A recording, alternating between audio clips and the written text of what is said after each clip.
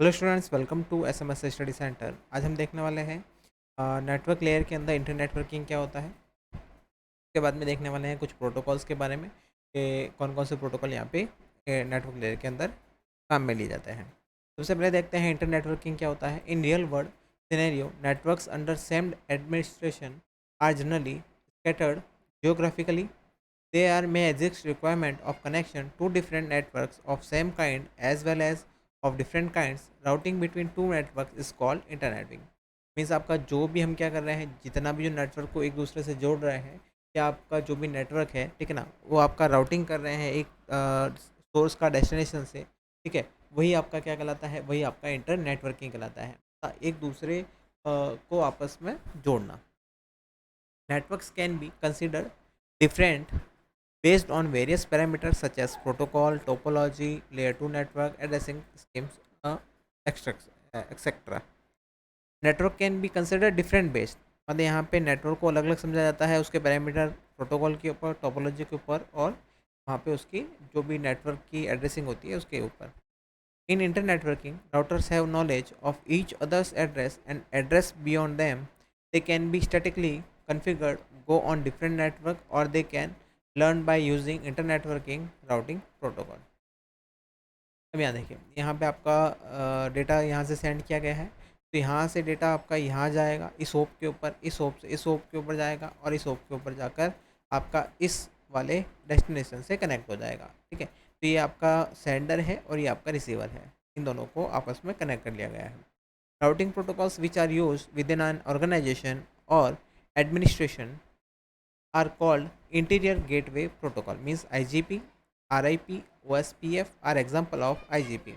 Routing between different organizations or administration may have exterior gateway protocol, and there is only one EGP, means exterior gateway protocol, that is border gateway protocol. Okay, मतलब यहाँ पे example की बात की गई है कि जितने भी जो इंटीरियर गेटवे प्रोटोकॉल है वो आईजीपी होता है, आरआईपी होता है और ओएसपीएफ होता है। अब बात करेंगे टनलिंग क्या होता है, ठीक है। टनलिंग के बारे में बात करेंगे। टनलिंग होता क्या है? If they are two geographical separate networks which want to communicate with one each other, they may deploy dedicated line between, or they have to pass their data through intermediate network. Means यहाँ पे अगर एक network दूसरे network से जुड़ना चाहता है, तो यहाँ पे जो दूसरा नेटवर्क का क्लाउड है उसमें से आपको क्या करना होगा, उसमें से आपको एक टनल बनानी होगी। टनल बनाने का मतलब है वहाँ पे एक आपको एक रूट क्रिएट करना होगा, जिससे आप क्या करेंगे, वहाँ पे एक जो आपका नेटवर्क है उस दूसरे नेटवर्क से कनेक्ट हो जाए। Tunnelling is a mechanism by which two or more same networks communicate with each other by passing intermediate networking complexities. Tunneling is configured at both ends.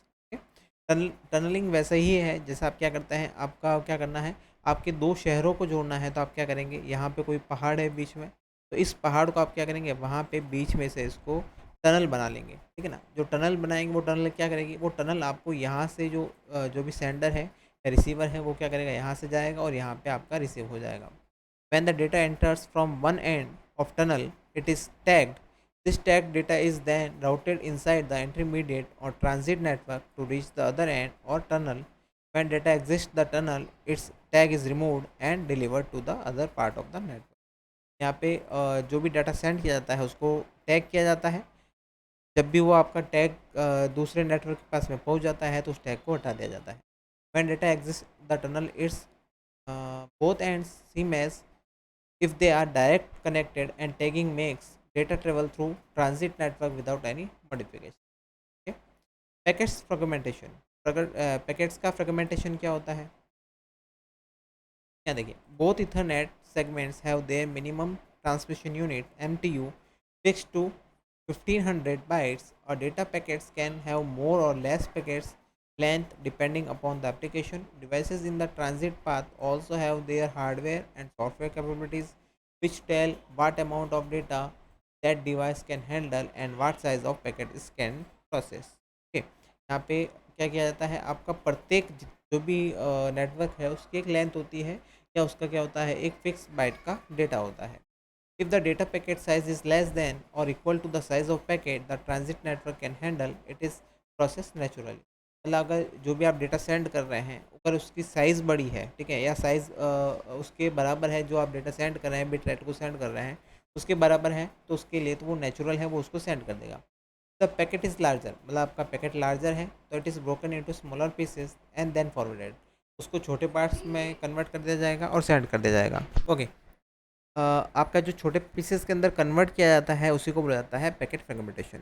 Each fragment contains the same destination and source address and route through transit path easily, it is the receive and assemble again. मतलब आपका data को छोटे छोटे parts के अंदर convert कर दिया जाता है और उसको क्या कर दिया जाता है, उसको वहाँ पे छोटे छोटे पार्ट्स के अंदर तोड़ दिया जाता है। If packets with D F means don't fragment it set to one comes to a router which can not handle the packets because of its length, packet is dropped. When packet is received by a router has its MF means more fragment bit set to 1, the router then knows that is fragmented packets and parts of original packets is on the way. If packet is fragmented too small, the overhead is increased. If the packet is fragmented too large, intermediate router may not able to process it and it might get dropped. Okay, यहाँ पे बता रखा है कि भाई जब भी data को सेंड किया जाएगा, ठीक है, तो जब भी डेटा को सेंड किया जाता है तो वहाँ पे क्या होगा, अगर वहाँ पे पहुँच गया है तो वहाँ पे वन रिसीव हो जाता है, मतलब आगे वाले जो सेंडर है उसको बता दिया जाता है कि आपका डेटा पहुँचा दिया गया है, तो आप दूसरा जो डेटा है जो उसका दूसरा पैकेट है उसको सेंड किया जाए। जैसे ही दूसरे पैकेट को सेंड करेगा वापस से क्या करेगा, डेटा को सेंड करेगा। अगर वहाँ पे बीच में ही कहीं ड्रॉप हो जाता है, मीन्स अगर लॉस्ट हो जाता है, तो क्या करेगा, वापस से उसको रीसेंड करने के लिए बोला जाता है। तो ये था उसका फ्रेगमेंटेशन।